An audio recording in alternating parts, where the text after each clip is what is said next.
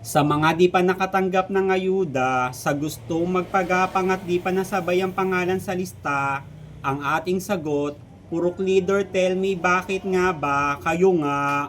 Purok leader, tell me bakit nga ba?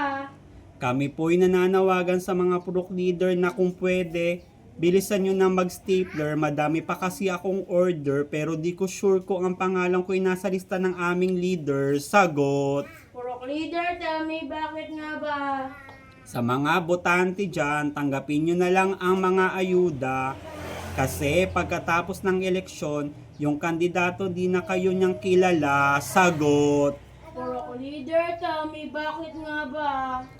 Bahala na dyan, sabihin kang mukhang pera kasi sa totoo lang, pera naman talaga natin yan, sagot. Purok leader, tell me bakit nga ba? Kami po'y kumakatok sa mga purok leader na ibigay nyo na yan para makapagpabelo na kami.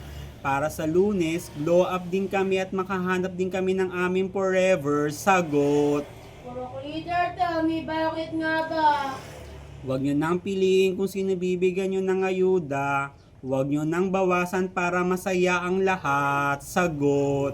Purok leader, tell me bakit nga ba?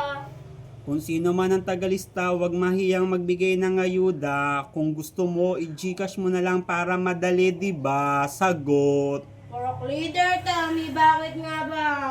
Maliit man o malaki ang ayuda, maluwag namin tatanggapin sa hirap ng buhay ngayon, sayang din yan. Sagot. Purok leader, tell me bakit nga ba?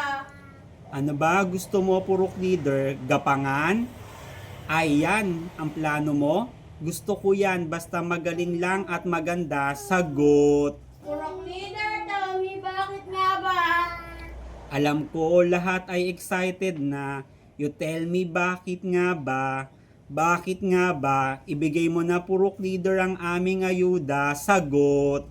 Purok leader, tell me bakit nga ba?